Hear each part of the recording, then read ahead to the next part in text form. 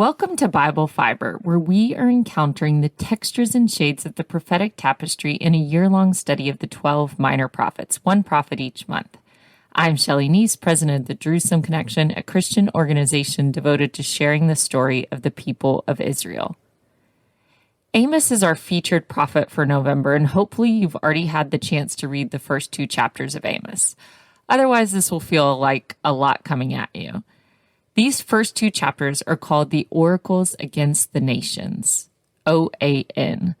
The Oracles Against the Nations comprise 7 judgment speeches against Israel's neighbors, the Arameans, Philistines, Phoenicians, Edomites, Ammonites, Moabites, and Judah, in that order. The 8th oracle targets Amos's audience directly, the northern kingdom of Israel. When I read these oracles, I put myself in the sandals of those Israelites who would have been hearing Amos prophesy for the first time. If I were Israelite, I'm sure I would have been clapping and amening every pronouncement of judgment upon my enemies. And at various points in Israel's history, the kingdom had suffered significant abuse by each of the named nations. Once Amos delivered the 7th oracle, his denouncement against Judah, I would have assumed it was his closing speech. 7 was the number of completion in Hebrew culture. But Amos surprises the Israelites with the final 8th oracle, and this time he was denouncing them directly. The list of Israelite crimes was longer and more comprehensive than any of the other nations, and they would not be spared from the full force of divine punishment. One reason this podcast is focusing on the minor prophets is because they are very difficult texts to read at times. The text is often organized by theme or literary style rather than chronologically like in Genesis, Kings, or Chronicles. And as we talked about in Hosea, the nature of prophetic writing also means the voice can change from first to third person within the same passage, and the literary style can shift many times in one book. But the most difficult thing of all is that the minor prophets are absolutely filled with references to historical events in Israel's history and allusions to religious laws from Deuteronomy that only the most biblically literate grasp in the first reading. The guys at the podcast Bible Project fittingly refer to these as biblical hyperlinks. The text would be much easier to work through if we could just click on a hyperlink for every historical figure and event that we do not recognize. You may have felt this itch when you were reading the first 2 chapters of Amos. But in lieu of hyperlinks, I would like to walk with you through the first 2 chapters and provide a little condensed commentary for each of the 8 oracles.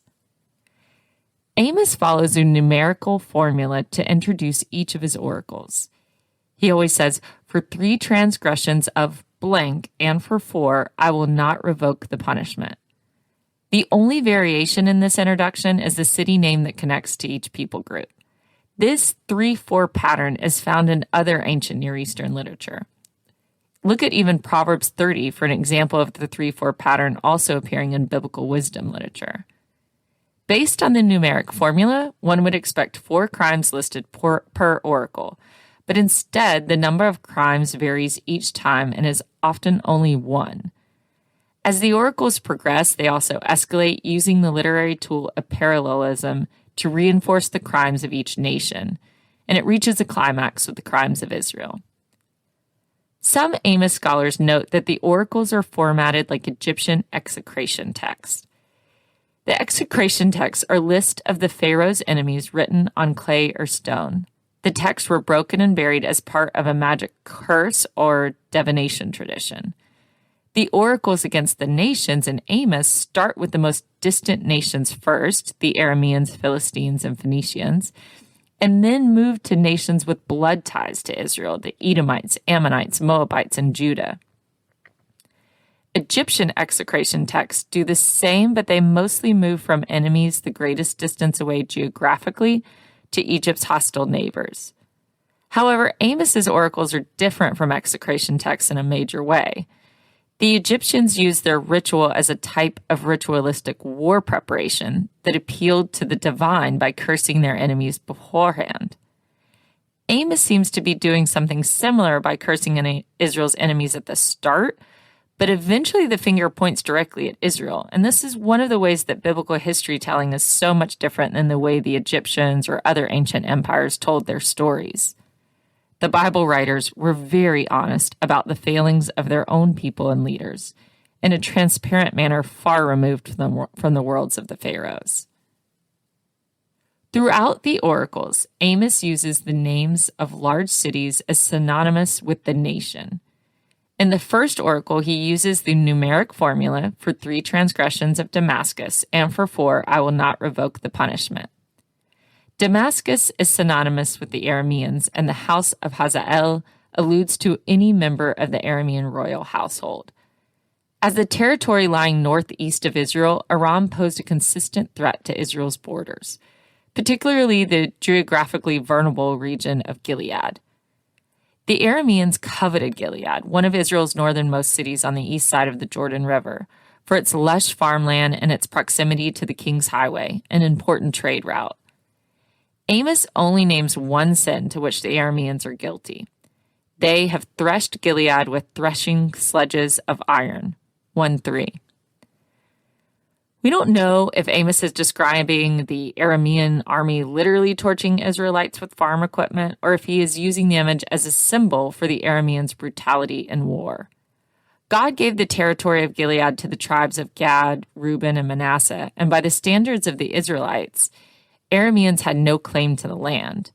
But the primary offense of the Arameans, according to Amos, was not their taking of the covenanted land, but rather their ruthlessness in battle.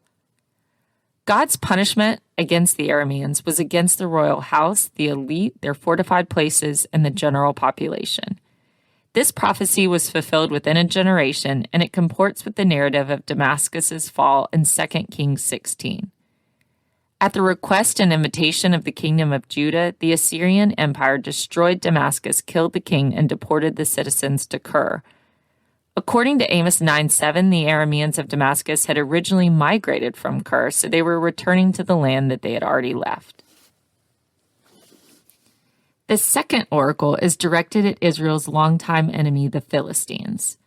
Out of all Israel's enemy nations, the Philistines are most familiar to Bible readers because of the famous stories like David and Goliath or Samson and Delilah.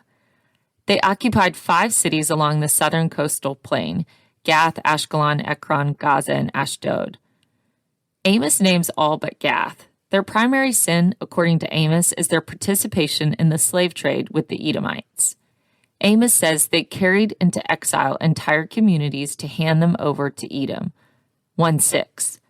The reference here may be to an episode described in 2 Chronicles 21:16 and 17, when the Philistines raided the Judean king's palace and took the royal household into slavery.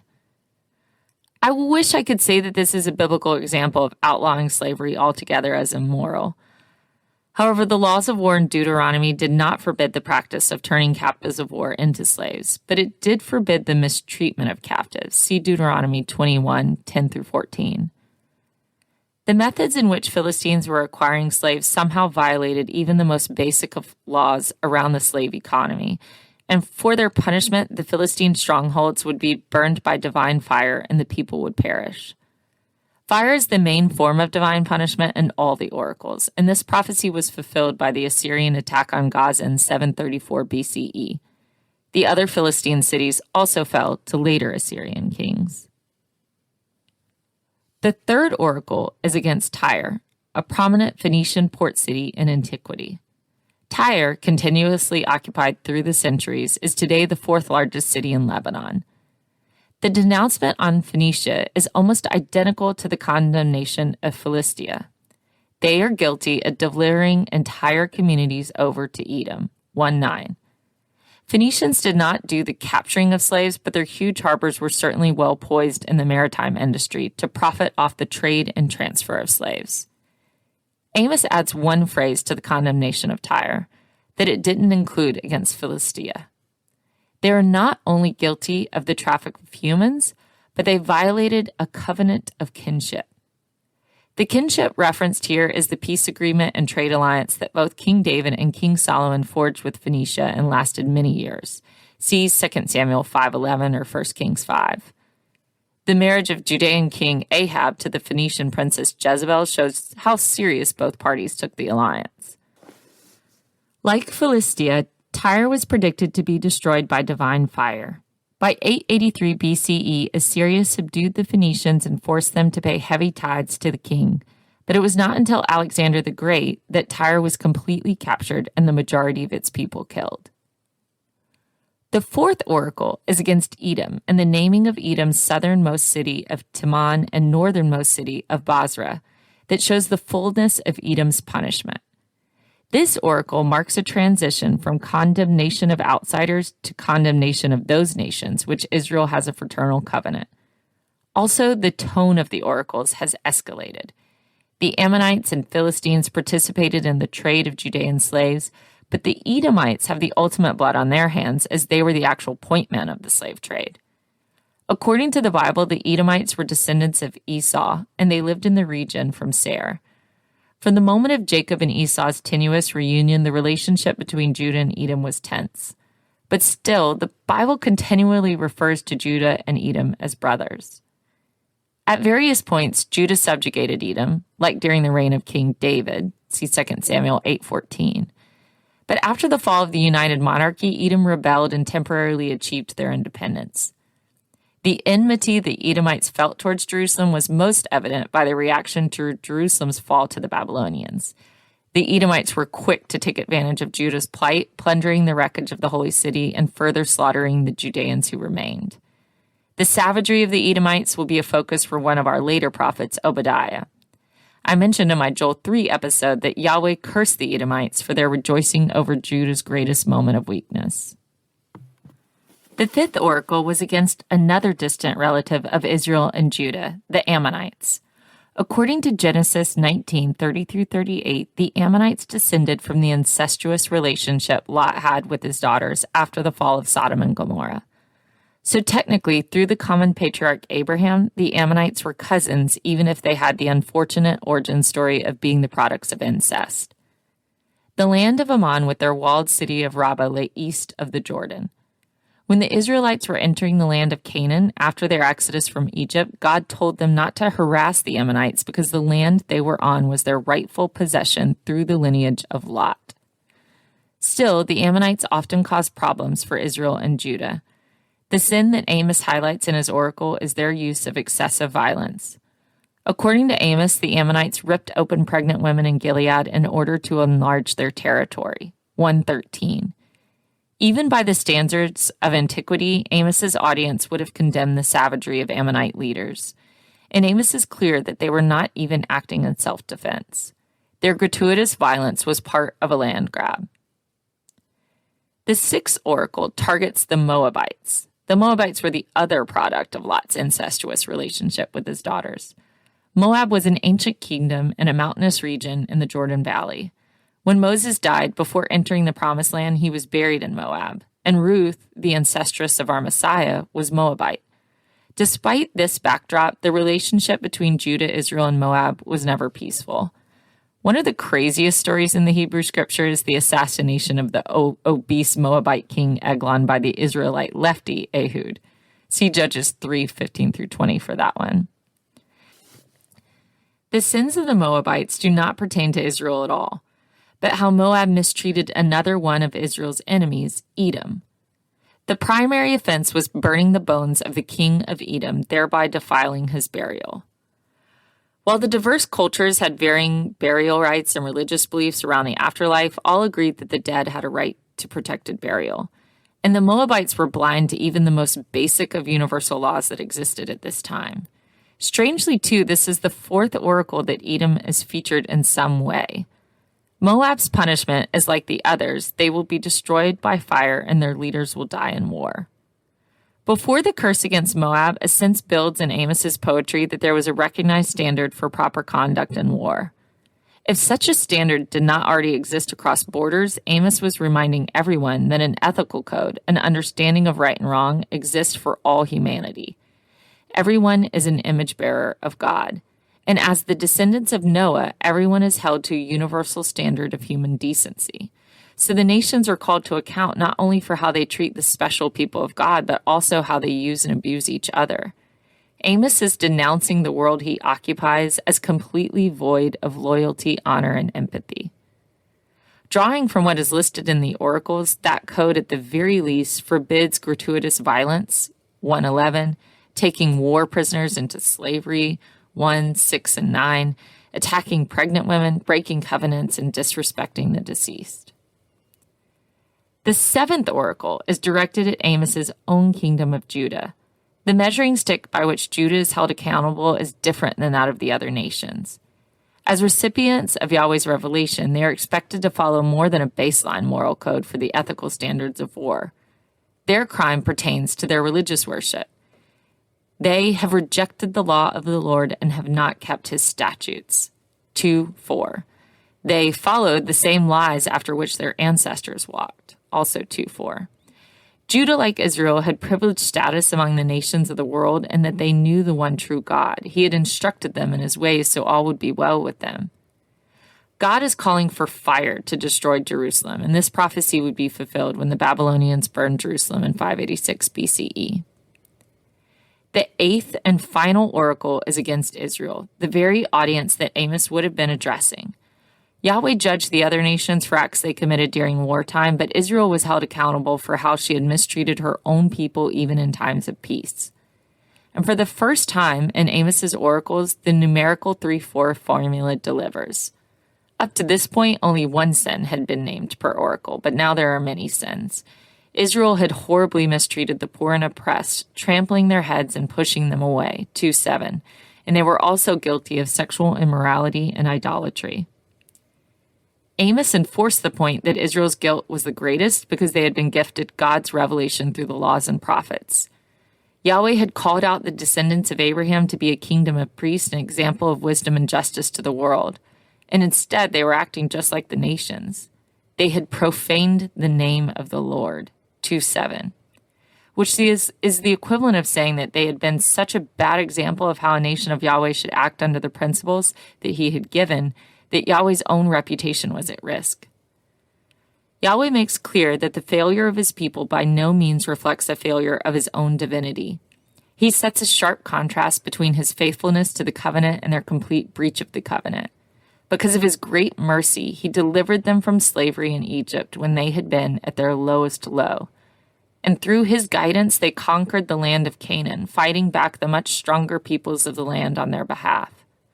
Yahweh sent them prophets to convey the will of God, and the Israelites in response tried to silence them. He sent them Nazirites who pledged to lead lives as examples of the pursuit of holiness, and they tried to get them to break their vows. Israel's coming punishment was going to be like the other nations. The kingdom of Assyria would inflict the final blow on Israel. But Amos does not name the Assyrians, probably because they were merely acting as human agents for Yahweh's will. Israel's army under Jeroboam II had experienced success after success, but soon the foot soldiers, archers, and cavalry would all be on the run. I hope now that when you read these first two chapters of Amos, you don't feel a need to skip over the oracles because they read like one of those lists in the Bible with so many difficult to pronounce people and place names. Each of Amos's 8 oracles is the link in a chain, and to get the full effect, you must at least try and comprehend the weight of each link. The denouncement of Israel is the anchor at the end of the chain, the pronouncement with the most weight. However, the implicit message of the oracles against the nations is Yahweh's reminder that he is sovereign over all. All of history is his concern. Yahweh is the one who gave all the nations their inheritance, but as Deuteronomy 32:8 emphasizes, the Lord's own portion was his people. We will learn next week more about what it means to be the family Yahweh has chosen to know out of all the families of the earth. When I read Amos, the Peter Parker principle is always popping into my head. With great power, there must also come great responsibility. But in the case of God's people, the ones delivered out of Egypt and given the gift of God's laws at Sinai, the more appropriate wording is, with divine revelation, there must also come great responsibility. Be sure to read Amos 3, 4, and 5 as part of the Bible Reading Challenge. Thank you for listening. Bible Fiber is available on YouTube or wherever you listen to your podcast. Shabbat Shalom.